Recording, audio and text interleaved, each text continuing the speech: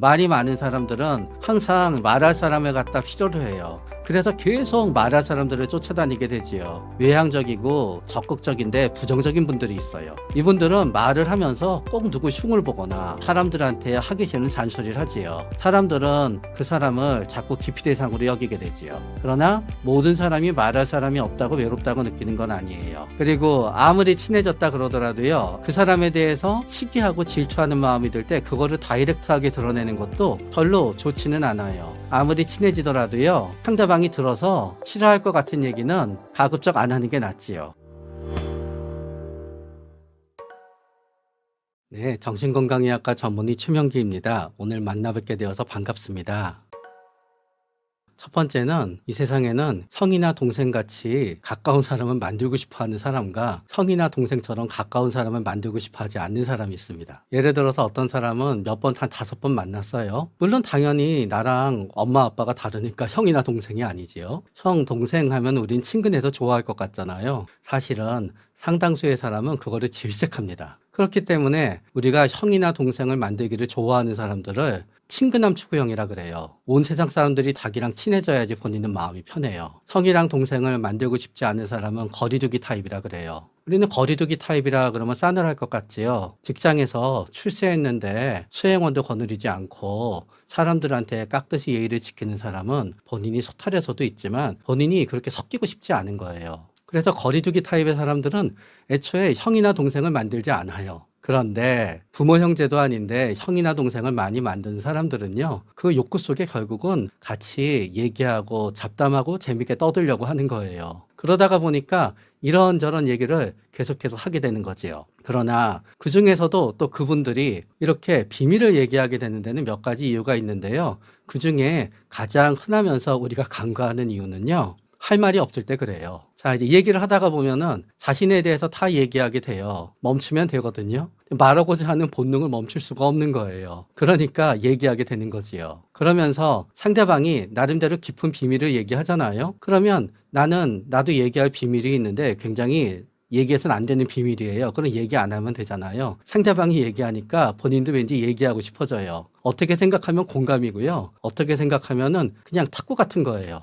예를 들어서 우리가 좋게 얘기하면은 공감이고 나쁘게 얘기하면은 나한테 네 인생에 이렇게 커다란 비밀이 있다고 나한테 얘기해 준 거야. 나도 너에 못지않은 커다란 비밀이 있는 걸 얘기해 줘야지 하다가 보니까 그러는 거지요. 결국 충동성이 되는 거예요. 그러나 이거와 또 다른 부분도 있을 수 있어요. 어떤 부분이냐? 이거는 사실 그냥 사회에서 만난 친구 동생 사이에서는 별로 일어나지 않고요. 진짜 사랑하는 연인 사이에서 가끔 생기는 일인데요. 나의 가장 커다란 치부나 비밀을 저 사람이 알고 있지 않으면은 나를 온전히 사랑해주지 않는다는 느낌이 드는 거예요. 그러니까 그거를 알려주기 전까지는 완벽한 가까운 관계가 아니라 굉장히 거리가 있는 일종의 가식적인 거라고 생각을 해서 그거를 넘게 되는 거지요. 또 그러면서 또 이런 심리도 있어요. 그 비밀이 굉장히 상대방이 알게 되면은 나를 싫어할 거라고 생각한 걸 던짐으로 인해서 상대방이 나를 진정으로 좋아하는지 사랑하는지를 알아보고 싶은 거지요. 그러나 처음에 막 사랑할 때는 던지면 다 받아주거든요. 그러나 그게 영원히 받아준다는 뜻은 아니게 되는 거예요. 이런저런 이유들로 우리는 이렇게 나에 대한 비밀을 이렇게 얘기하게 되지요. 또 어떤 경우에는 이런 경우도 있어요. 내가 만약에 상대방이 알아서는 안 될 어떤 치부 같은 게 있잖아요. 치부 같은 게 있는 사람들은 중에 일부는 굉장히 겁이 많기 때문에 언젠가 그게 드러나면 어떡하지 걱정을 해요. 그러다가 보니까 상대방이 알아채기 전에 내가 먼저 선수를 치는 겸해서 그거를 약간 세탁을 해서 알려주는 경우도 생기는 거지요.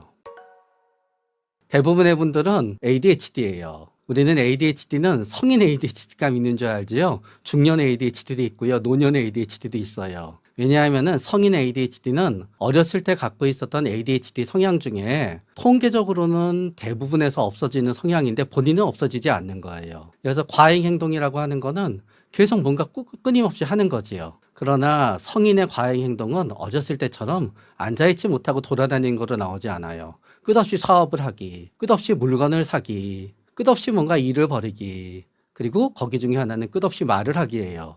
그렇기 때문에 성인 ADHD인 사람들은 계속 말을 많이 해요. 거기에다가 성인 ADHD의 두 번째 성향은 충동성이에요. 충동성이다 그러니까 우리는 누구를 때리고 그러는 걸 생각하지요? 아니에요. 충동성은 그냥 욱해서 하는 게 충동이에요. 그 욱해서 하는 게 좋을 때도 있어요. 길 가는 사람이 쓰러져 있으면 빨리 뛰어가서 심폐소생술을 해주기. 그분들한테 왜 그랬어요? 그러잖아요. 그분들은 잘 모르겠어요. 내 몸이 움직였어요. 그래요. 경찰관이나 소방관이 시민을 구하기 위해서 목숨을 던질 때, 자, 그분들한테 물어보잖아요. 그 중에 어떤 사람도 이걸 하면 승진이 될 것 같아서 했어요. 이거를 하면 훈장을 탈 것 같아서 했어요가 아니에요. 나도 모르게 했어요예요. 그게 충동성이에요. 그래서 참을성이 없어요. 하고 싶은 건 빨리 해야 돼요. 결국은 하고 싶은 말은 전부 다 해야 돼요. 그리고 충동성은 게임을 하다가 1시간만 해야지 하고 2시간을 하는 게 충동이듯이 한 번 얘기하면 멈추지 못해요. 그러면서 ADHD의 세 번째 특징이 있지요. 부주의예요. 멋지게 얘기하면 부주의지만요. 결국은 눈치가 없어요. 어렸을 때를 보면은 어떤 아이들은 애들이 다 떠들다가 선생님이 올 듯 하면 슬금슬금 말을 안 해요. 그런데 어떤 아이들은 꼭 선생님이 올 때까지 얘기하다 걸려요. 그러면 그 학생들의 억울한 마음도 이해는 가지요. 다 같이 떠들었는데 왜 나만 갖고 그래요. 자, 우리는 주변 사람들이 재미없어 하는 것 같으면요. 알아서 그 얘기를 덜 해요. 그런데 눈치가 없으면 계속해요. 그 얘기를 좋아하는 줄 착각해요. 그러면서 충동성이 있고 부주의가 있기 때문에요.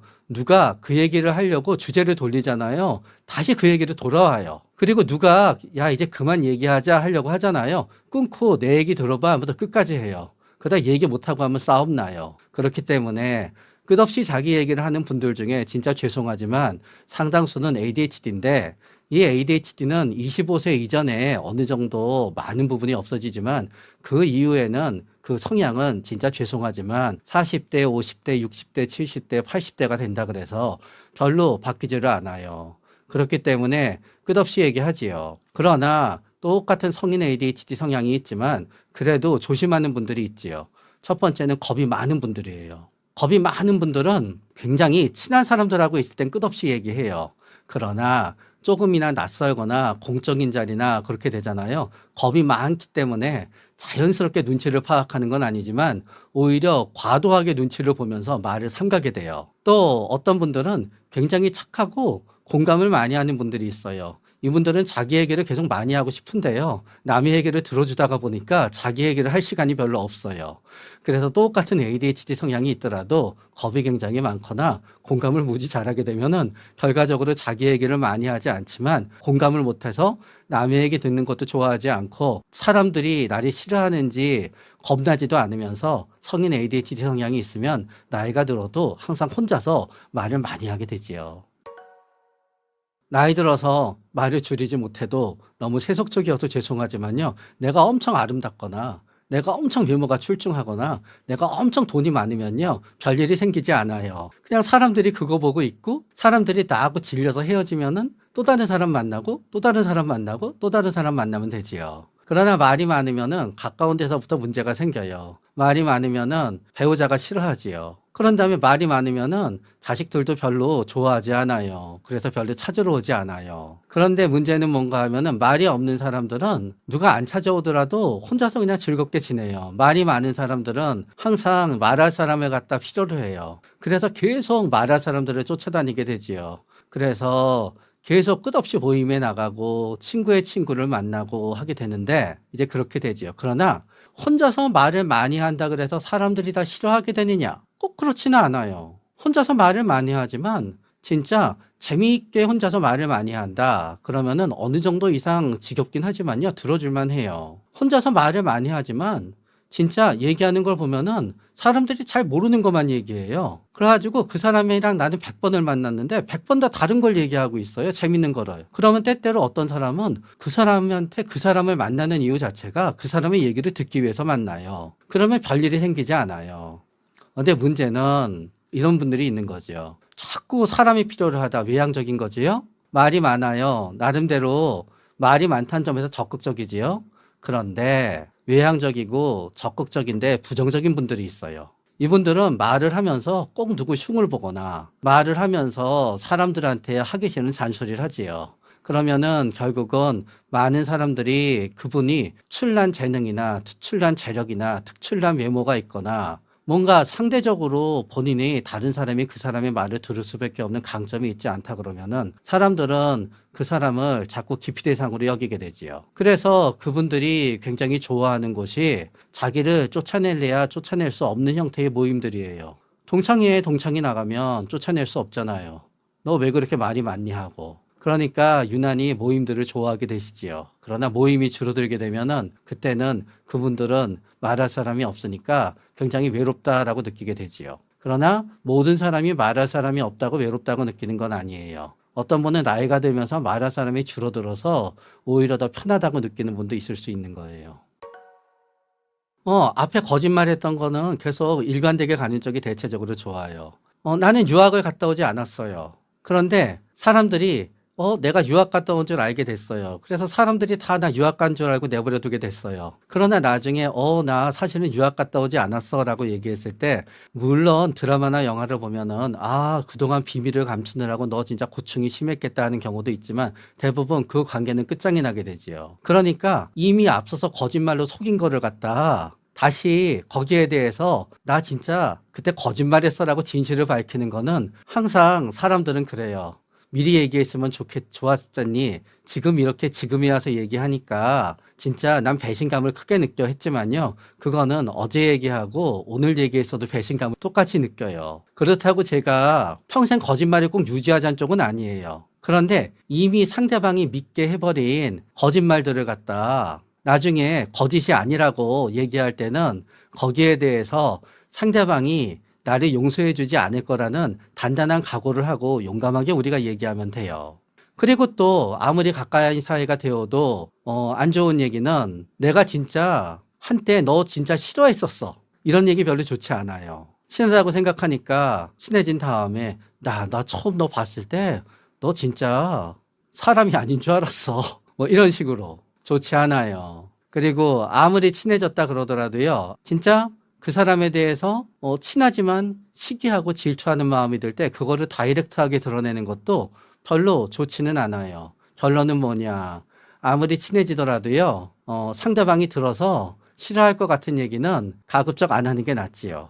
그러나 다시 정리해보면 첫 번째, 거짓말은 안 하는 게 좋지만 내가 의도적으로 거짓말을 했건 하다 보니 나는 거짓말을 한 게 아닌데 상대방이 나에 대해서 거짓으로 믿었는데 내가 그거를 갖다 시정하지 않고 오랜 관계가 지나갔는데 거기에 대해서 내가 정의하기 위해서 진실을 얘기할 때는 굉장히 커다란 각오를 갖다 해야 된다는 거지요. 그 다음은 상대방에 대해서 굉장히 지금은 아니더라도 과거에라도 굉장히 안 좋은 느낌을 가졌다. 그거 역시 피해야 되는 게 맞지요. 그런 다음에 얘기를 하다가 보니 상대방이 내가 아는 사람이 이거를 얘기하면은 틀림없이 싫어할 게 뻔해요. 예를 들어서 나는 나의 정치적 성향을 밝히지 않았어요. 근데 난 상대방의 정치적 성향을 알아요. 그러나 맨날 그 사람은 내가 나의 정치적 성향에 해당되는 정당과 정치인을 욕해요. 친해지다가 보면은 얘기해도 될 것 같거든요. 얘기하면은 결국은 사이가 멀어지고 다투게 되지요. 그런 거 역시 얘기하지 않는 게 좋다고 생각이 돼요. 때때로는 내가 굉장히 불행해지고 내가 굉장히 고난에 빠지지 않았으면은 이 친구와 나는 진정한 우정을 이어갈 거야 라고 생각했던 사람이 내가 고초와 곤란을 겪음으로 인해서 진정한 친구가 아니게 될 수도 있는 거지요. 내가 생각하는 진정한 좋은 친구의 기준을 내가 충족하게 되면은 내가 진정한 좋은 친구일지언정 아마 내 주위에 내 친구 10명이 다 나한테 진정한 좋은 친구가 되진 않겠지요. 그러나 그 중에 한두 명은 나의 서로 진정한 좋은 친구가 될 수 있을 거예요. 진정한 친구가 각자의 기준에 따라 다른 거예요. 만약에 어떤 사람이 나는 하룻밤 신나게 놀면 진정한 친구여야 하면 되는 건데 우리의 진정한 친구는 내가 굉장히 고통에 빠지고 끔찍해졌어도 나를 버리지 않을 사람을 우리는 진정한 친구라고 생각하거든요. 그런데 내가 어떤 형태의 끔찍한 고통에 빠질지 우리가 알 수가 없어요. 만약에 내가 신용불량자가 돼서 100억이 필요해요. 그러면 그때는 돈이 없는 친구들은 내 진정한 친구가 되지 못하는 거예요. 애초에 돈이 하나도 없으면 포기하겠지요. 그러나 돈이 좀 있는 친구들인데 나한테 기꺼이 돈을 빌려줄 정도가 아니면 진정한 친구가 아닌 거예요. 나는 어떤 친구랑 맨날 새벽에 밤을 새워서 술을 마시고 그로 인해서 온 가족의 욕을 먹으면서 우리들은 그 욕을 극복하는 진정한 친구야라고 생각하면서 살았어요. 그런데 내가 간경화에 걸려서 술을 못 먹게 됐어요. 그러면 우정이 이어질 것 같지요? 다 깨져요. 그러면 그때는 진정한 친구가 안 되게 되는 거지요. 그렇기 때문에 우리는 만약에 내가 진짜 죽을 것 같은 위기에 놓였는데 거기에서 나를 구해줄 수 있는 사람을 나의 진정한 친구라고 생각하게 되면은 그거는 내가 어떤 위기에 빠지냐에 따라서 진정한 친구가 달라지는 건데 우리는 나의 불행을 선택할 수가 없거든요. 그래서 때때로는 내가 굉장히 불행해지고 내가 굉장히 고난에 빠지지 않았으면은 우리는 이 친구와 나는 진정한 우정을 이어갈 거야 라고 생각했던 사람이 굉장히 내가 고초와 곤란을 겪음으로 인해서 진정한 친구가 아니게 될 수도 있는 거지요. 내가 63살에 63살에 죽었으면은 진정한 친구로 끝날 수 있었는데 내가 한 5년 더 살아서 진정한 친구가 아니라 싸우게 끝날 수도 있는 거지요. 그 친구하고는 63살까지 진정한 친구였던 거예요. 일단은 거기에 있어서는 우리가 생각하듯이 사라진다라고 느끼는 사람들이 있고요. 많이 줄어서 좋다고 느끼는 사람들도 있어요. 근데 이제 친구가 점점 줄어들 수밖에 없는 이유는 보통 친구라고 하는 게 겹겹이 쌓여나가기 위해선 중거 집단이 있게 돼요. 첫 번째, 초등학교 친구들. 계속 이사 가고 나이 많아지고 서로 딴 동네 살게 되면은 서로서로 별로 안 만나게 되지요. 중고등학교 때 친구들 마찬가지예요. 서로서로 동네 바뀌고 사는 곳이 달라지게 되고 하는 일도 달라지게 되고 누구는 유학 가고 누구는 이민 가고 그러면은 잘 안 만나게 되지요. 그런 다음에 직장에서 동료인데 진정한 친구라고 생각했었던 분들도 직장 옮기게 되면은 대부분은 안 만나게 되지요. 그런 다음에 결혼하기 전에는 친구여서 굉장히 진정한 친구들이었지만 다들 열심히 아이를 키우게 되면은 엄마면은 우리 아이 엄마들과 아빠면은 우리 아이 아빠들과 어울리다가 보면은 나는 친구랑 만날 시간이 줄어들게 되지요. 그러다가 보니까 중고 집단에서 멀리 있게 되고 중고 집단이 자꾸 바뀌다가 보면은 우리는 자꾸 한 친구랑 계속 이어지게 되는 게 굉장히 어려운 거예요. 그리고 누군가의 삶이 바뀌게 되면은 친구도 일종의 바뀌게 되는 거지요. 예를 들어서 좋은 얘기더라도 뭐 똑같이 어떤 연예인들이 넷이 있었는데 전부 다 가난하게 처음 시작했어요. 한 사람만 엄청 잘 나가는 거예요. 그러면은 뭐 네 사람이 끝까지 친할 수도 있겠으나 그 잘 나가는 사람의 입장에서는 나머지 세 사람이 부러워하는 얘기가 꼭 좋게만은 들리지 않겠지요. 그런 다음에 굉장히 잘 나가는 연예인이 자기는 아무 생각 없이 차도 몰고 오고 아무 생각 없이 명품도 걸치고 왔는데 나머지 친구들의 입장에서는 그다지 좋지가 않겠지요. 그리고 아무리 부자라지만 맨날 사주다가 보면은 조금 왜 나만 사주나 생각도 들겠지요. 그러다가 보니까 살아가는 여건이 바뀌게 되면은 친구도 바뀌게 되겠지요. 그런 다음에 결혼하게 되면은 아무리 나는 이 친구가 좋더라도 배우자가 너무 그 사람을 싫어하게 되면은 좀 안 만나게 되기도 하겠고요. 그런데 친구가 자꾸 멀어지게 되는 이유는 우리 뇌에는 전부 다 본인이 감당할 수 있는 인간관계의 수가 무한대가 아니기 때문에 그래요. 그냥 누군가 생각나는 사람 이름 얘기해라. 그러면은 10명, 뭐 15명까지는 막 얘기하지만요. 그다음부터는 생각해야 돼요. 한 30명 넘어가면은 했던 사람 얘기 또 하게 되지요. 근데 살다가 보면은 우리가 다른 좋은 사람이 생겨서 이 좋은 사람이 잊히는 게 아니라요. 살다가 보면 끔찍한 시기에 맨날 원수만 생각하다가 보면은요. 내 친구 중에 한 명은 연락을 안 하게 돼요. 그래서 굴곡 없는 삶을 갖다 살아갈수록 우리는 친구들과의 우정을 쭉 유지할 수 있는 거고 굴곡 있는 삶을 살다가 보면은 많은 친구들과 헤어지게 될 수밖에 없는데 인생을 살다가 보면 굴곡이 없을 수가 없고 굴곡이 한 번 있을 때마다 대부분 친구는 확 바뀌게 되지요. 친구는 많은데 불행하다. 뭐 공통점이라기보다 몇 가지 유형이 있을 수 있겠지요. 첫 번째는 이런 분들이 있어요. 자, A랑 B가 있어요. A는 B를 50만큼 친하다고 생각해요. B는 A가 100만큼 친하다고 생각해요. 그러면은 B는 항상 A에 대해서 서운하겠지요. 그런데 어떤 분은 모든 사람에 대해서 그래요. 자기는 모든 사람이랑 다 친하다고 생각해요. 나는 모든 사람이랑 다 100 정도 친하다고 생각해요. 그러나 그건 본인의 생각이었고요. 다른 모든 사람은 그분이랑 한 50 정도 친해요. 그러면 항상 사람들은 내가 애정을 쏟는 것만치 나한테 애정을 쏟아주지 않으니까 나는 굉장히 서운하게 되겠지요. 그래서 그거를 이제 HY 점수가 높다 그래요. 히스테리 점수가. 그러나 히스테리 점수가 높다 그래서 다 불행하다고 느끼진 않아요. 왜냐하면은 그래 나는 항상 사람들한테 잘해주고 괜찮은 사람이야 라고 생각하게 되는데 그거를 억울해하는 사람이 있거든요. 그분은 나름대로 복수심이 있어서 그런 거예요. 그러면은 친구는 많지만 항상 나는 뒤통수 당해 그러면서 본인은 불행하다고 생각하겠지요. 어떤 경우에는 어떤 유형은 또 이런 유형도 있을 수 있는 거지요. 나는 항상 말할 사람이 있고 살면서 당한 나의 많은 고통을 갖다 이해해 줄 사람이 필요해요. 그런데 나는요, 처음에 누구를 사귈 땐 괴롭히지 않아요. 그런데 그 사람을 한 3달 사귀면은 난 항상 그 사람을 괴롭히기 시작해요. 과거에 나를 괴롭혔던 사람들의 얘기를 하면서. 그럼 이 사람도 그거 얘기를 듣다가 질리기 시작해요, 이제. 그러면 그러는 거지요.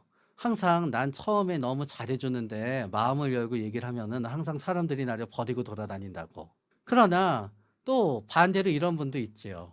진짜 착해요. 진짜 겁도 많아요. 그런데 조금은 왠지 빨리빨리 눈치채지 못하고 조금은 판단력이 떨어져요. 그러면 사람들은 계속 그 사람을 갖다 이용할 테니까 그분은 친구는 많지만 불행하지요. 그 사람을 이용하기 위해서 친구는 주변에 많지만 결국은 다 그 사람을 이용하는 사람들이 되지요. 만약에 아버지가 물려줘서 돈이 한 1,000억은 되는데 굉장히 판단력이 떨어져요. 그리고 누가 얘기해주고 재밌는데 신나는데 데리고 가면 너무 좋아해요.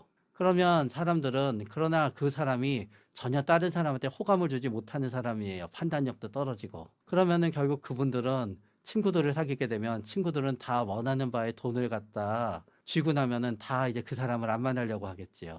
그럼 그분은 계속 불행해지겠지요.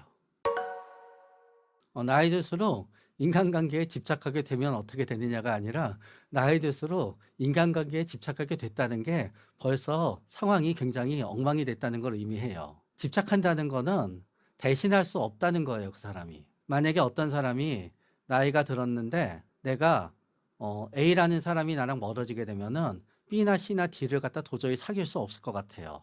그러면 A한테 집착하게 되겠지요.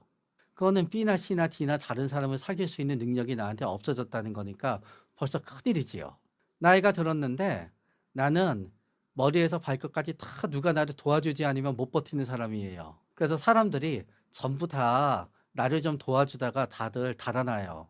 그런데 마지막 남은 사람이 달아난대요. 그럼 앞으로 다 내 손으로 해야 되지요. 도저히 못할 것 같지요. 벌써 내가 상대방의 도움이 없으면 살아갈 수 없는 사람이 됐다는 게 벌써 문제가 되는 거지요. 남녀 사이에는 또 이런 경우가 있어요. 어떤 사람이 있는데 내가 아무리 생각해도 지금 한 몇 번 만나지도 않았어요. 그냥 서너 번 만난 거예요. 난 평생 저렇게 괜찮은 사람을 다시 내가 만날 이유가 없어요. 그러면 이분은 저 사람이 아니면은 저 사람 정도 되는 사람을 못 만나니까 엄청 쫓아다니겠지요. 비슷하게 만약에 내가 그래도 나는 이렇게 이 정도 되는 사람을 알고 있어. 나는 진짜 별거 아니지만 나는 이런 사람을 알고 있어. 라는 게 내가 살아가고 자존감의 유일한 원천이면은 그 사람이 없어지게 되면 큰일이지요. 그렇기 때문에 누군가에 집착하게 됐는데, 어? 집착 당하는 사람이 그냥 가만히 좋아해서 가만히 있어주면 아무 문제가 없는 거지요. 누구한테 집착하게 됐는데 집착 당하는 사람이 아무 보상도 없이 계속 속박당하는 것 같아서 싫어해서 떠나게 되면은 그때는 당연히 싸우게 되거나 아니면은 물리적이든 정서적이든 방법을 통해서 있게 하거나 떠나버리면은 또 집착할 다른 사람을 구하게 되거나 하면서 삶은 점점 쉽지 않게 되겠지요. 일단은 혼자 있을 수 있는 능력이 굉장히 탁월해요. 우리는 유치원 어린이집 때부터 애들이랑 막 노는 거 싫어하고요. 굉장히 친한 단짝이랑만 놀든가 선생님이랑 그림 그리면서 노는 거 좋아하는 아이들이 있어요. 그런 다음에 중고등학교 때도 뭐 4명씩 까르르 까르르 몰려다니지 않고 사실은 마음속으로는 학교처럼 싫은 데가 없는 사람들이 있어요. 학교는 그냥 수시 원서 내려고 다니는 거지 시끄러운 학교에서 애들끼리 뛰어다니고 도대체 내가 선택하지도 않는 아이들이랑 한 공간에 있어야 되고 시끄럽고 그러면서 혼자 다니면은 너 왜 혼자 있니? 선생님이 와서 얘기 걸고 생각만 해도 학교가 지긋지긋하다는 사람들은 생각보다 굉장히 많아요. 그분들은 혼자 있는 게 굉장히 커다란 기쁨이에요. 그러나 친구가 없으면은 마치 이상하다고 생각하는 세상, 친구가 없으면 마치 이상하다고 생각하는 부모, 있다가 보니까 그냥 어쩔 수 없이 친구 하나쯤은 있어야지 하고 있었던 거지요. 그러나 그분들은 친구 없어도 혼자 있으면 이것저것 하고 좋아요. 그래서 그런 분들은 닷새 일하잖아요. 이틀은 방에서 꼼짝도 안 하고 혼자 있어야지 밸런스가 맞아요. 그래도 혼자 있을 수 있는 능력이 굉장히 탁월해요. 그리고 모든 일이든지 거기다가 게다가 알아서 혼자서 뚝딱뚝딱 잘하잖아요. 남한테 부탁할 필요가 없으니까 부탁하기 위해서 누구를 만날 필요도 없어요. 그렇기 때문에 혼자 있을 수 있는 능력이 있고 혼자 있는 게 좋고 혼자 있을 때 할 수 있는 재밌는 게 굉장히 많고 그러고 뭔가 이렇게 해야만 되는 일이나 어려움이 있어도 혼자서 뚝딱뚝딱 잘하면 잘 되지요. 근데 이런 경우가 있어요. 아무도 안 만나요. 근데 조기 축구에만 나가요. 축구는 진짜 좋아하거든요. 사람 만나는 건 싫은데 축구는 혼자서 못 하잖아요. 내가 피파 게임을 하지 않는 이상. 그러니까 그런 분들은 사람은 안 만나지만 축구를 하기 위해서 어쩔 수 없이 조기 축구에 가서 사람을 만나지요. 본인부터 진정한 좋은 친구가 되면 돼요. 만약에 내 진정한 좋은 친구는 나한테 이거를 해주는 거야, 저거를 해주는 거야 하게 되면은요, 그 친구의 입장에선 뭐예요? 나는 진정 호구인 사람밖에 더 되겠어요? 그러니까 진정한 좋은 친구를 얻고 싶으면요, 본인부터 진정한 좋은 친구가 되면은 돼요.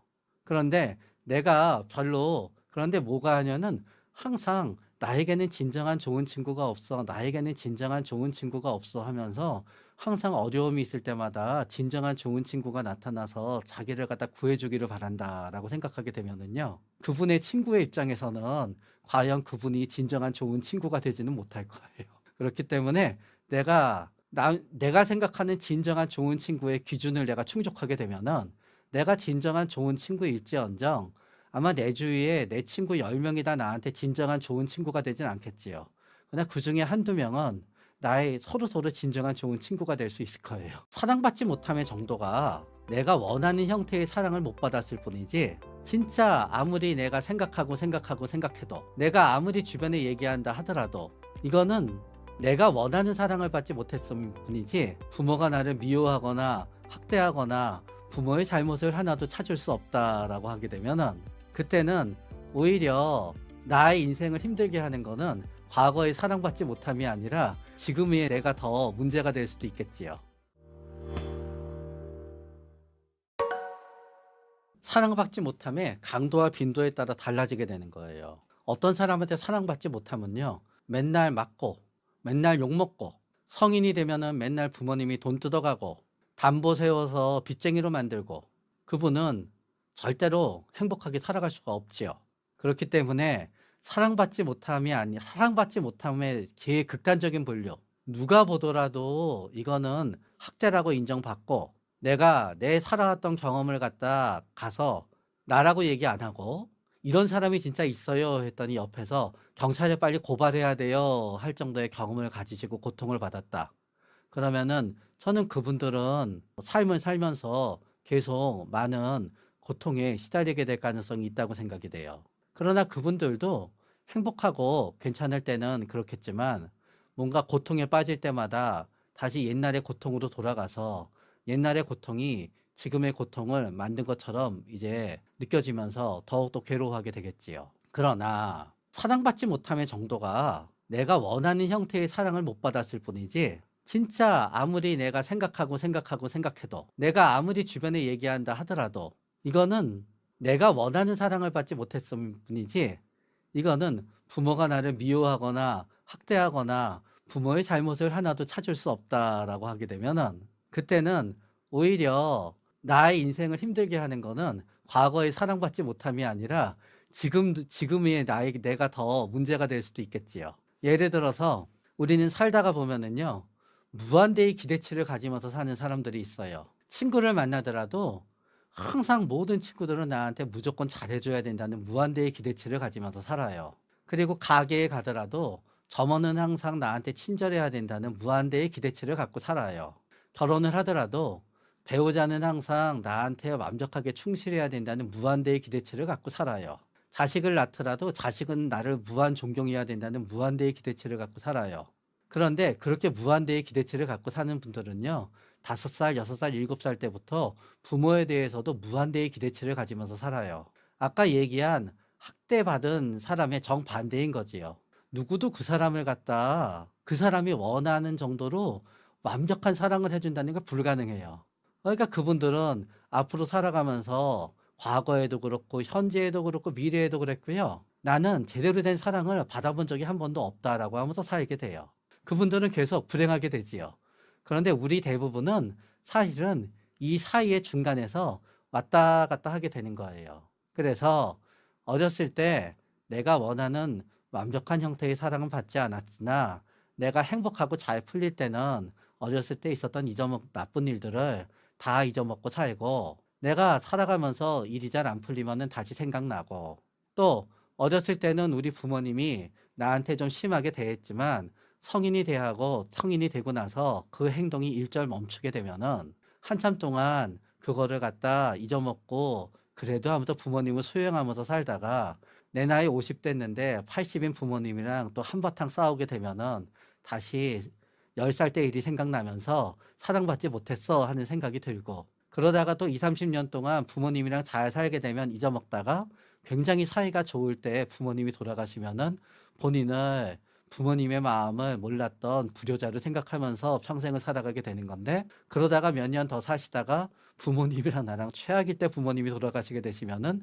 또 다시 나는 평생 제대로 된 사랑을 받아보지 못했어 라면서 살게 되고, 그 중간에서 우리는 왔다 갔다 하면서 살게 되지요. 그러니까 바꿔 말하면 이런 거예요. 객관적으로는 완벽한 사랑을 받았음에도 불구하고 본인은 제대로 사랑받지 못하면서 살았다는 사람도 있을 수 있는 거예요.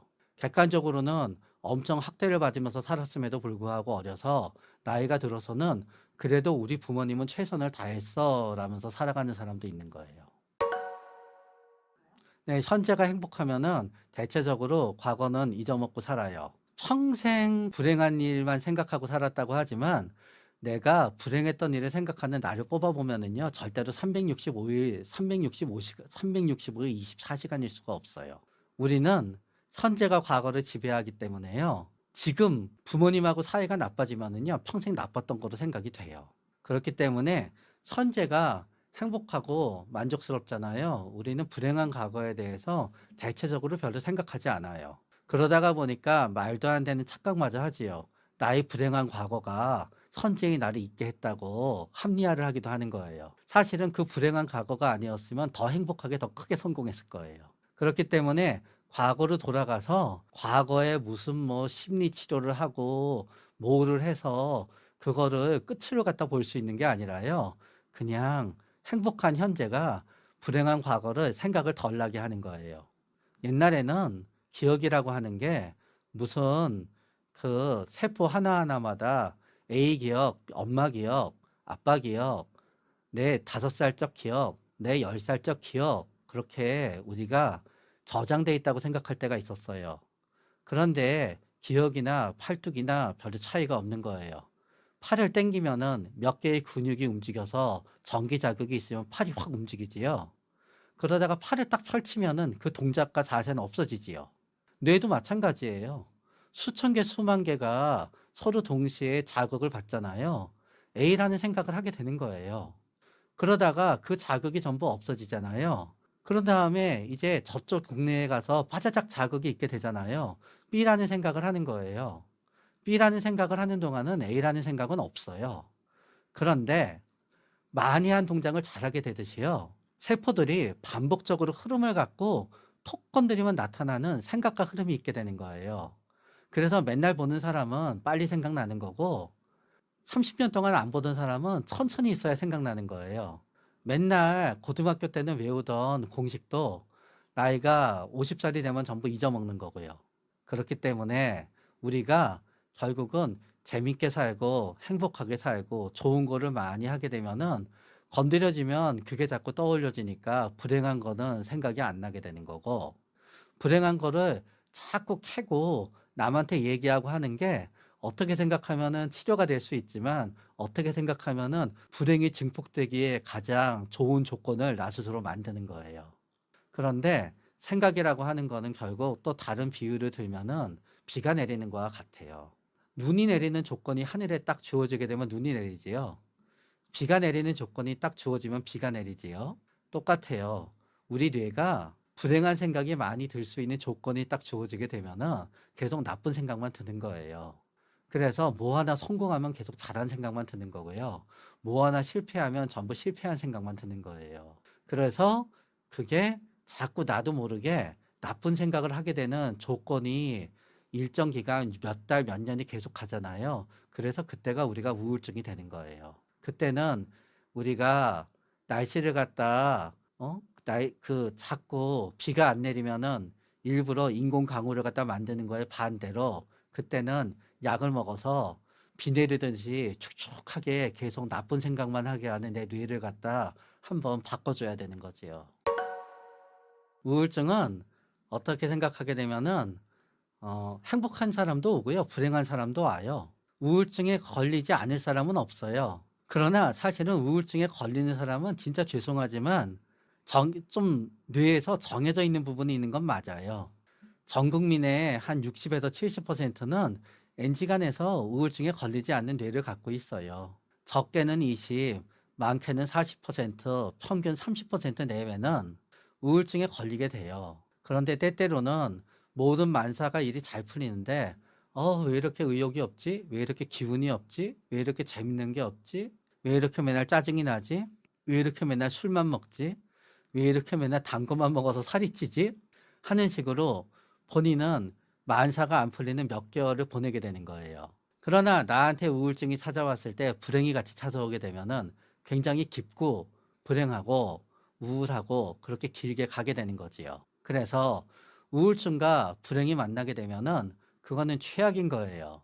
그러니까 우울증에 걸리고 싶지 않다라고 하게 되면은 가급적 불행을 잘 피하고 내 인생에 계속 장미꽃이 오는 행복이 오는 것도 중요하지만 불행이 오지 않도록 뭔가 조심을 잘하는 게 낫겠지요.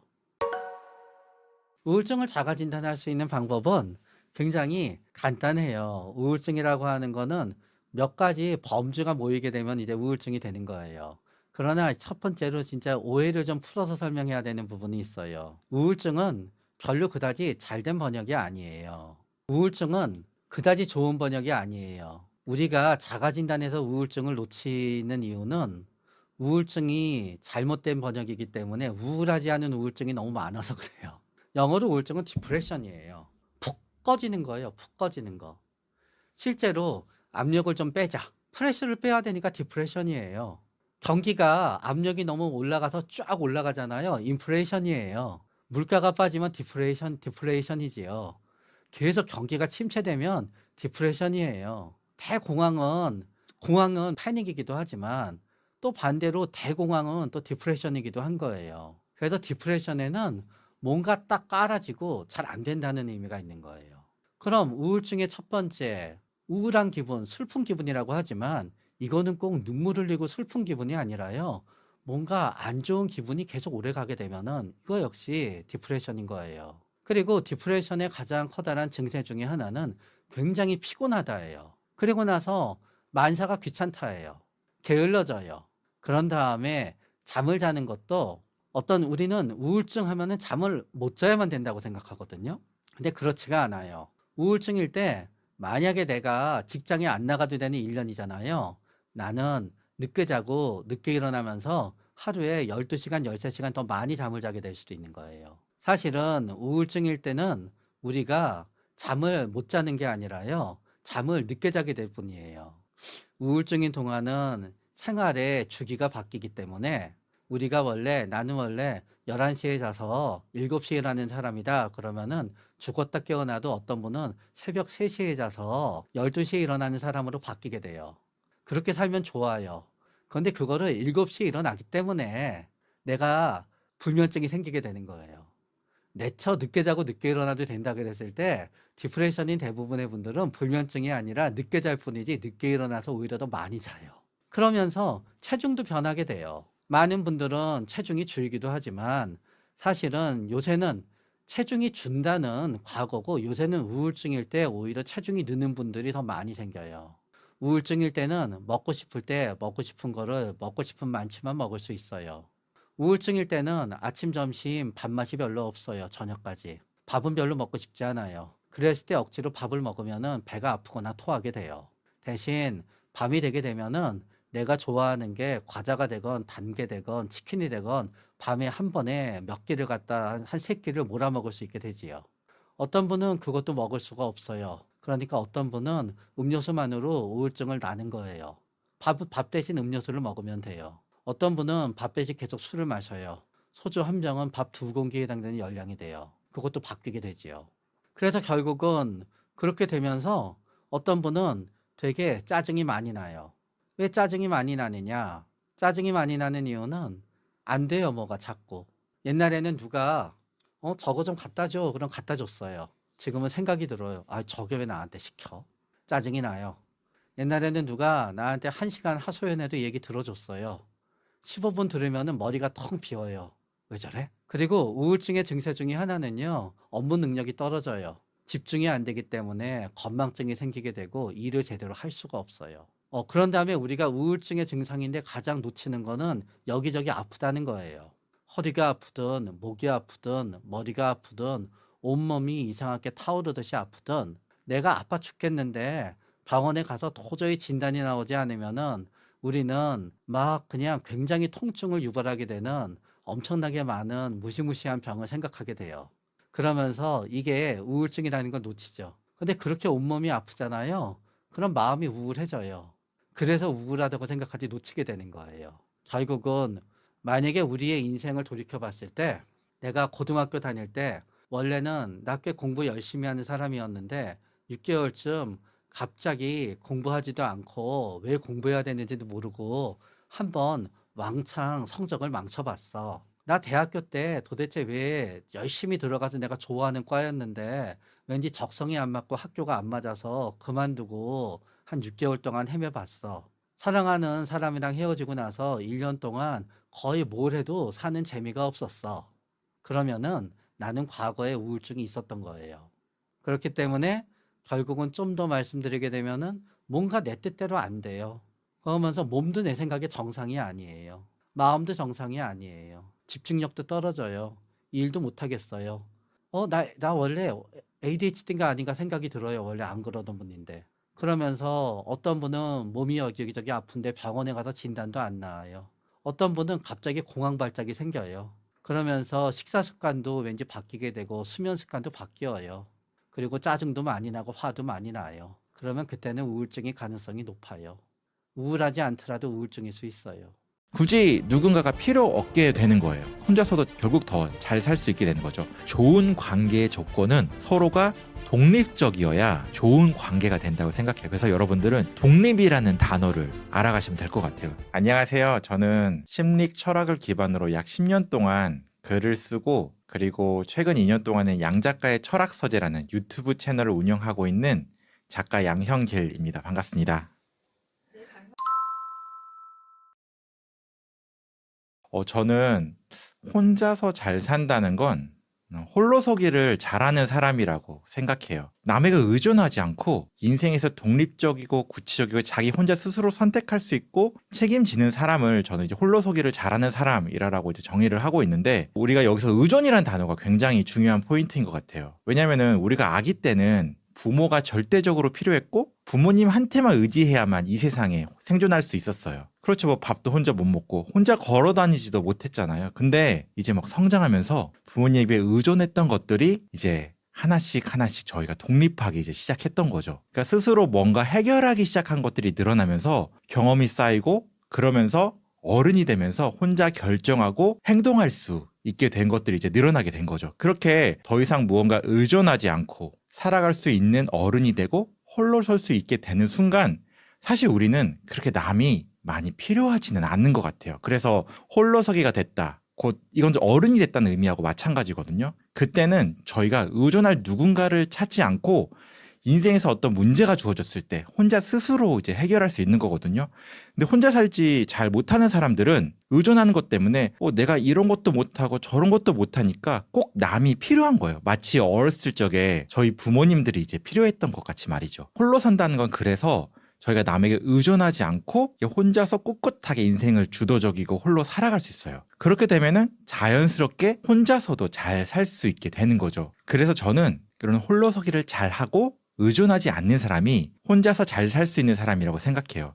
또 두 번째 이제 특징으로는 이제 자기 자신을 디테일하게 잘 아는 사람이 혼자서 잘 산다고 생각해요. 그냥 뭐 흔히 생각하는 자기 자신을 잘 안다 이런 개념이 아니라 정말 디테일한 부분까지 자기 자신을 잘 아는 거예요. 결국 인생을 잘 살고 혼자서 잘 산다는 거는 그냥 내가 잘 산다는 그런 뜻인 거잖아요. 남이 아닌 내가 잘 산다는 건데 어떻게 보면은 인생을 어떻게 서비스에 비유하면은 나라는 고객을 스스로가 어떻게 잘 만족시키고 행복하게 만들면서 살아가는가 그런 싸움이 바로 혼자서 잘 사는 그런 것과 마찬가지의 개념인 것 같아요. 예를 들어서 뭐 고객 서비스를 하는 회사가 있다고 생각해 볼게요. 근데 그 고객에 대해서 디테일하게 알면은 우리가 그 고객을 만족할 수 있는 확률이 매우 높아져요. 이 사람이 어떤 인생을 살아왔고 어떤 추억을 갖고 있고 무엇을 좋아하고 이런 것들을 알면은 당연히 그거에 맞는 핀포인트 맞춤 서비스를 저희가 할 수 있잖아요. 그러면은 저희가 자연스럽게 더 인생의 만족도를 높일 수 있게 해줘요. 그 고객을 말이죠. 근데 그게 저희 스스로에게도 동일하게 이제 적용이 되는 거예요.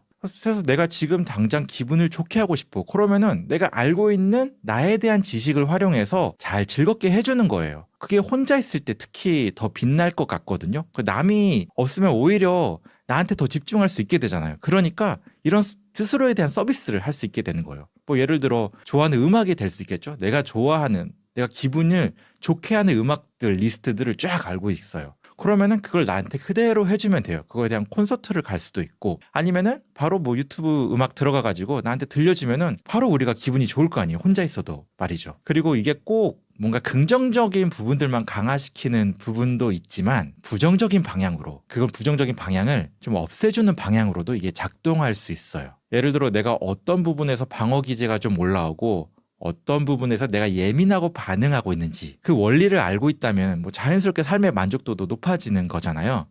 저 같은 경우에 뭐 누군가 나를 뭐 칭찬하거나 아니면은 칭찬하면 일반 사람보다 더 좋아하는 경향들을 가지고 있거든요. 그리고 조금이라도 누군가 비난하면은 견디지 못하는 그런 성향들을 가지고 있어요. 그래서 제가 사실 저도 혼자 있는 거 좋아합니다. 좋아하는데 제가 혼자 있을 때 막 누군가가 뭐 비난하는 그런 순간들이 있는 것 같아요.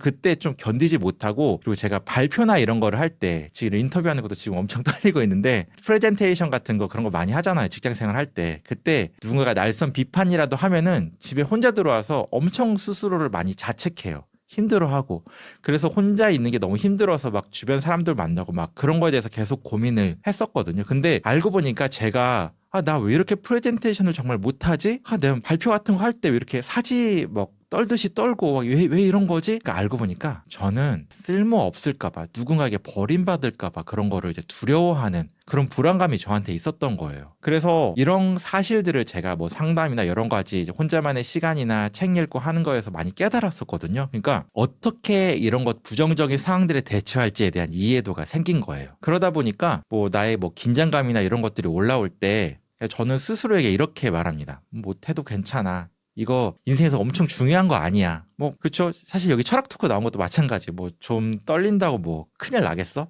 괜찮아 이러면서 그러면 오히려 이렇게 긴장이 완화되는 것 같아요. 그러니까 저를 디테일하게 알면 알수록 스스로에게 내가 만족할 수 있게 되고 부정적인 상황들이 일어나도 스스로가 혼자서 잘 대처할 수 있고 긍정적인 상황을 내가 좀 업시켜야 될 때 스스로 이렇게 할 수 있게 되는 거죠. 그렇게 되면은 굳이 누군가가 필요 없게 되는 거예요. 혼자서도 결국 더 잘 살 수 있게 되는 거죠. 결국은 내가 무엇을 원하는지를 잘 안다라는 이제 개념과도 연결이 되는데 이게 좀 헷갈리면 안 되는 게 다른 사람들이 나를 원해서 원하는 게 아니라 내가 스스로가 추구하자고 하는 욕구 원하는 게 무엇인지를 아는 게 정말 중요해. 그게 정말 나에 대해서 아는 거거든요. 내가 뭐 남이 좋아하는 거를 내가 좋아한다고 착각하면은 그건 진짜 내가 좋아하는 게 아닌 거잖아요. 그러니까 그거는 솔직히 혼자서 하면은 별로 재미없을 확률이 높아요. 왜냐면은 약간 누군가가 있기 때문에 그런 것들이 작동하는 거거든요. 그러니까 내가 스스로 혼자 무언가를 했을 때 무엇을 좋아하는지 아는 것들이 특히 중요한 것 같아요. 내가 뭐 예를 들어 그림을 좋아한다고 봤을 때 꼭 이 화가가 정말 유명해서 좋아하는 게 아니라 그냥 내가 정말 좋아하는 느낌에 주목해서 이 그림을 좋아하는 거예요. 이건 정말 내 스타일이야. 이건 내가 정말 좋아하는 거야. 그러면 진짜 내가 이제 좋아하는 것들이겠죠. 그래서 그런 것들에 이제 관심을 이제 가져보고 내가 이런 것들을 좋아하는구나. 남들과는 상관없이 이건 정말 내가 좋아하는구나. 이런 것들을 디테일하게 잘 찾으면 찾을수록 우리들은 혼자서 더 잘 살 수 있는 확률이 높아지게 되고 내가 좋아하고 그렇게 스스로에 대한 이해도가 높아지면은 내가 혼자서도 인생을 만족하게 살 수 있는 방법들을 쉽게 찾아낼 수 있게 되는 것 같아요. 그리고 마지막으로 혼자서 잘 살려면은 저는 타인에게 영향을 덜 받는 사람이라고 생각해요. 우리가 혼자 지내지 못한 이유 중에 하나는 저는 인정욕구라는 게 크게 작용한다고 생각해요. 그러니까 혼자 지내지 못한 사람들은 남한테 꼭 좋은 평가를 받아야만, 누군가에게 인정을 계속해서 받아야만 살아갈 수 있으니까 혼자서 못 산다고 생각을 하거든요. 그래서 인정욕구에 많이 의존할수록 마치 조금은 이제 센 그 표현일 수도 있겠지만 뭐 어떤 거에 중독이 됐을 때 그것 없이는 우리가 못 살잖아요. 그러니까 타인이나 인정 욕구에 대한 것들이 너무 크면은 이렇게 다른 사람들이 없으면은 내가 스스로 못 살게 되는 거죠. 그게 뭐냐면 타인한테 영향을 많이 받고 있는 상태예요. 그리고 그 영향을 많이 받고 있는 거는 내가 인정 욕구가 이제 크다라는 의미예요. 그러니까 반대로 말하면은 인정 욕구가 좀 크지 않은 사람들은 좀 자유로워질 수 있어요. 굳이 남이 이제 필요 없으니까. 그래서 이런 사람들은 친구가 없이 혼자여도 이제 자유롭게 살아갈 수 있다고 생각해요. 그러니까 이제 심리학자 아들러는 이렇게 타인의 영향으로부터 자유로울 수 있다는 거를 이제 과제 분리라는 표현을 사용해서 이제 설명을 했어요. 예를 들어 이제 타인의 이제 시선과 평가들은 타인의 고유한 과제인 거예요. 나는 내 인생의 과제에만 집중하면서 살면 되는데 이제 남의 과제를 꼭 내 과제 같이 여기면서 이제 살아가는 거예요. 그게 어떤 거냐면은 누군가 나에 대해서 평가할 때 그거에 너무 중요하다고 이제 생각해 버리는 거예요. 그게 이제 타인의 평가, 타인의 과제에 대해서 내가 너무 중요하게 생각하는 상황인 거거든요. 예를 들어서 내가 혼자가 되었다고 이제 생각해 볼게요. 그러니까 주변 사람들은 분명히 이런 사람들이 있어요. 내가 혼자 사는 거에 대해서 이상한 평가를 내리는 사람들이 있어요. 뭐 자발적일 수도 있고 비자발적일 수도 있지만 요즘에 혼자 사는 사람들 많잖아요. 요즘에 뭐 돌싱그즈 막 이런 거 해가지고 이혼하는 사람들도 많고, 그 다음에 내가 그냥 혼자서 비혼주의로 해가지고 사는 사람들 많고, 뭐 솔로로 사는 사람들 많고, 그럴 때 혼자 밥 먹을 수도 있고 혼자서 무언가를 하는 모습들을 다른 사람들에게 비춰줄 수 있는 상황들이 많이 생긴단 말이에요. 근데 꼭 여기다 대고 저 사람은 성격이 별로여서 저럴 거야. 아니 저 사람은 뭔가 인성에 문제가 있을 거야. 저러니까 뭐 그 혼자 살게 되는 상황이 되지라고 꼭 이제 비난하는 사람들이 있을 거예요. 근데 정확하게 설명하면은 타인의 평가는 그 평가하는 사람들의 이제 문제인 거지 내 문제인 건 아니에요. 그러니까 그 사람은 나에 대해서 평가는 할 수 있다고 생각해요. 근데 그게 꼭 내가 뭐 진짜 그게 문제여서 그런 건 아니거든요. 사실 내가 진짜 문제인지는 알 수 없어요. 왜냐면 이 긴 인생에서 내가 문제 있는 경우도 있고 문제가 아닌 경우도 있잖아요. 근데 그걸 가지고 내가 문제가 있다고 어떻게 스스로가 평가할 수 있겠어요. 그래서 타인에 대한 평가는 과제 분리라는 거는 타인의 평가를 그냥 분리해버린 거예요. 저거는 저 사람의 의견이고 나는 나에 대한 평가는 다를 수 있어 라고 이렇게 분리해버린 거예요. 그래서 저 사람이 나를 평가하는 것 자체는 저 사람의 과제이지만 내가 나에 대해서 평가하는 거는 나의 과제이고, 사실 나는 내 인생에 집중을 하면 되는 거예요. 그냥 나에게 주어진 지금 된 것들. 전 작가니까 오늘 글쓰기를 하면 되는 거고, 그렇죠? 타인한테 휘둘리면은 사실 글쓰기도 잘 못할 거 아닌가. 스스로 이제 혼자서 글쓰기도 잘 하고 하면은 저는 자연스럽게 제 할 일을 남이 무엇라고 말하든 영향받지 않고 할 수 있는 사람, 즉 혼자서도 잘 살 수 있는 사람이 되는 거예요. 그게 저는 이제 혼자서 잘 살 수 있다라고 말할 수 있을 것 같아요.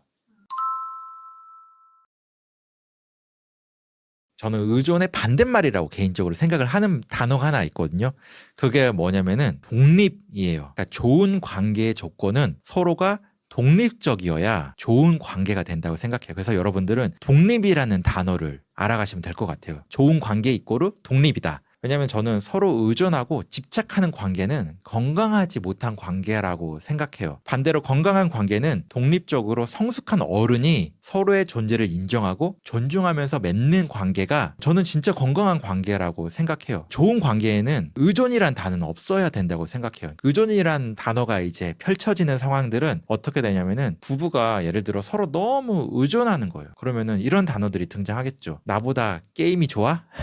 나보다 공부가 좋아? 아니면 나보다 너의 인생의 어떤 과제가 더 소중해? 이런 것들이 이제 대표적인 의존하는 거거든요. 아니면 조금 이제 연락 1시간 정도 안 했는데 너 왜 1시간 동안 아무 연락 안 했어? 이런 것들이 조금 이제 의존의 어떤 이제 예시? 그러니까 이게 이럴 수는 있다고 생각을 해요. 근데 이게 너무 극단적으로 가는 경우, 그게 정말 의존이 이제 심해지는 경우에 건강한 관계가 안 되거든요. 왜냐면 저 사람에게 너무 의존해 버리는 거예요. 의존하는 관계가 되면은 사실 서로 만나도 행복해지기가 참 어려워요. 왜냐면은 저 사람 때문에 내가 무언가를 계속해서 신경을 쓰고 저 사람의 니즈를 계속해서 맞춰야 되는 거잖아요. 저 사람 인생이 어떻게 살았는지. 근데 약간 독립적이면은 저 사람은 A를 좋아하고 나는 B를 좋아하니까 그걸 존중해 주는 관계가 되거든요. 자칫 의존하는 건 이렇게 되는 거예요. 저 사람은 나는 B를 좋아하는데 저 사람 왜 A를 좋아해? 저 사람도 B를 좋아해. 근데 그러다 보면 싸움이 나잖아요. 그러다 보면은 이제 관계가 악화되고, 그러니까 이런 의존하는 관계들은 정말 관계에서 계속 그렇게 이롭지는 않은 것 같아요. 의존하는 관계는 딱 이렇게 돼요. 서로 간의 의견을 앞세우는 경우가 많아요. 내가 너무 중요한 거예요. 그러니까 의존하니까 저 사람에게 더 소중하게 여기고 그럴 것 같은데, 사실 반대로 작용하는 거거든요. 의존하게 되면은 조금 더 이기적인 부분들이 나요. 근데 나는 저 사람을 많이 생각한다고 생각을 하는데 좀 이기적으로 좀 관계들이 변하는 것 같아요. 왜냐면은 내가